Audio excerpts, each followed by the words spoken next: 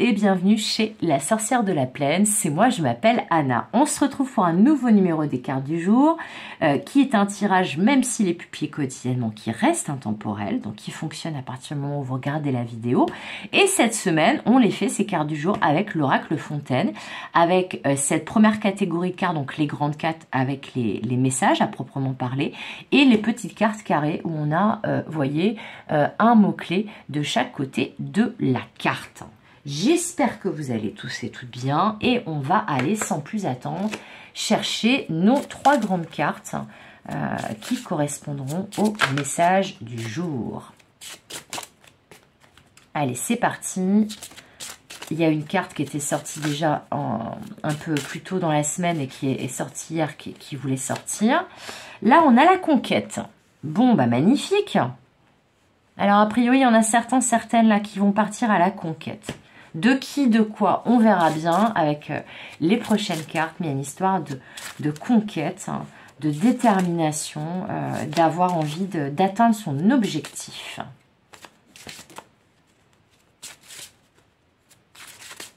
Alors, en tout cas, c'est un objectif qui est important parce qu'avec cette couleur rouge là, on me parle vraiment de quelque chose qui vous passionne, de quelque chose qui vous tient à cœur, d'un désir avec la lettre D. Alors, bah, la fameuse carte que j'avais vue donc le choix. Alors, décidément, cette carte de choix cette semaine, elle nous poursuit. Et la carte de la lune qui était aussi sortie hier. Alors, c'est très intriguant, ce tirage du jour. Je vais aller chercher notre petite carte carrée, parce que là, très clairement... Alors, déjà, on me dit qu'avant de partir à la conquête de votre objectif, assurez-vous d'être au clair sur la météo, hein, sur les conditions dans lesquelles vous allez partir à la conquête. Et de peut-être faire le choix d'attendre un peu encore avant de vous lancer dans quelque chose. Voilà. Voyez, peut-être que là, ce qu'on me montre, vous voyez, c'est j'avais vu un reportage là-dessus, mais c'est ce dernier checkpoint avant le sommet de l'Everest, où on sait que, vu les conditions climatiques et l'altitude à laquelle se trouve ce checkpoint, eh bien, il y a de nombreux alpinistes, même parmi les plus chevronnés, qui abandonnent à cette étape-là, parce que selon les conditions météo et la fatigue physique de l'ascension qui a précédé l'arrivée à ce checkpoint-là, eh bien, il y en a plein qui abandonnent, même parmi les plus préparés et les plus chevronnés.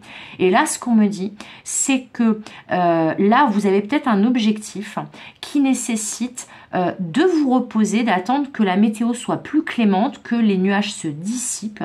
Et là, on a cette idée justement que la lumière revienne, ou peut-être que vous soyez reposé, que vous ayez peut-être guéri de certaines choses avant de partir.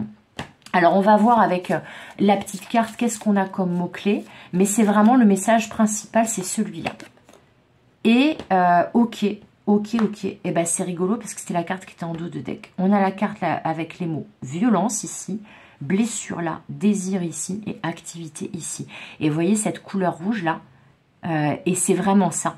Là, on me dit que c'est super d'avoir des désirs de conquête, que ça soit de quelqu'un ou de quelque chose, donc d'atteindre un but et de partir à la conquête d'eux, mais il ne faut pas que ça se transforme, on me dit, en croisade.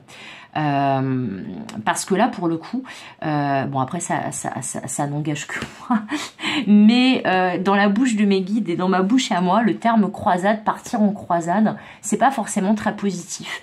Parce que les croisades, c'est quand même, faut le rappeler, un combat où il y a eu énormément de sang versé, tout ça au nom de qui a la religion et le meilleur Dieu quelque part. Alors là,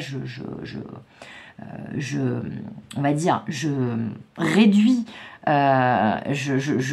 presque, voilà, je fais des raccourcis avec ma phrase, mais là c'est vraiment ce qu'on me dit, c'est attention à ne pas partir en croisade, mais à bien partir à la conquête d'eux.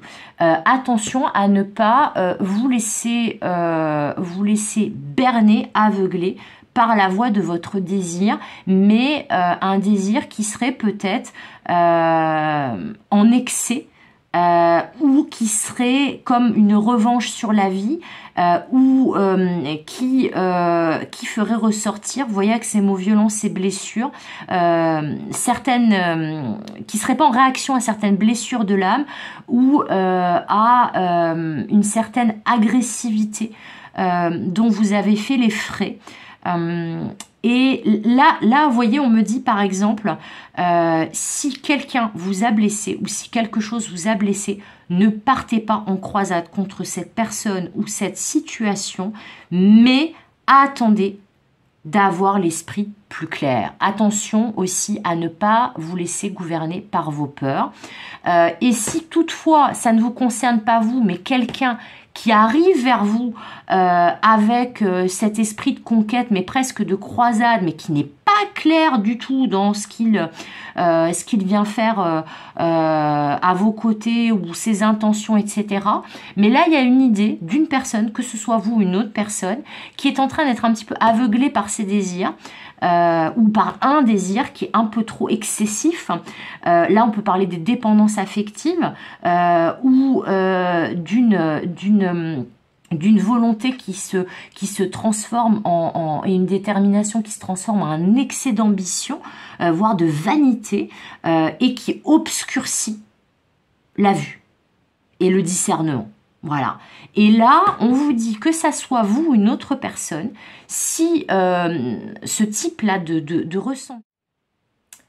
Alors, je m'excuse, ça a coupé. Alors, je crois savoir à quel moment ça a coupé, mais du coup, j'étais en train de dire, il me semble, alors j'espère qu'il ne va pas manquer un bout de ce que j'étais en train de dire, j'étais en train de dire attention à ne pas partir en guerre, ou partir de manière trop agressive, trop frontale à la conquête de quelqu'un ou de quelque chose, de manière aveuglée. Voilà, et ambigu, pas clair, etc. Que ça soit vous ou une autre personne, attention à ce type de comportement, c'est le message d'aujourd'hui. Et si toutefois ça vous concerne vous, on vous dit attendez que la pression retombe, que ce côté un peu revanchard, là dont vous êtes animé, ou ce désir prédominant ne prenne pas toute la place et n'obscurcisse pas votre bon discernement.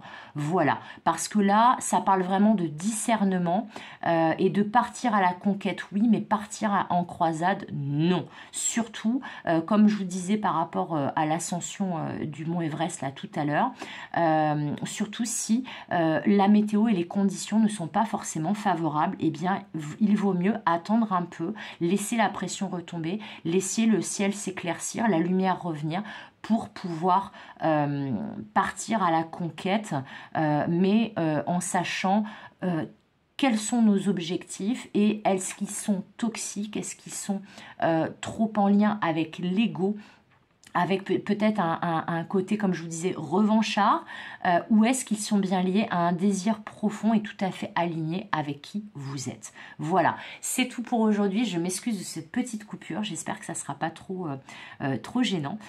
En tout cas, quoi qu'il en soit, comme d'habitude, je vous fais des gros bisous. Comme d'habitude, je vous souhaite tout le meilleur. Et comme d'habitude, je vous dis à demain pour de nouvelles aventures et de nouvelles guidances. Bye bye!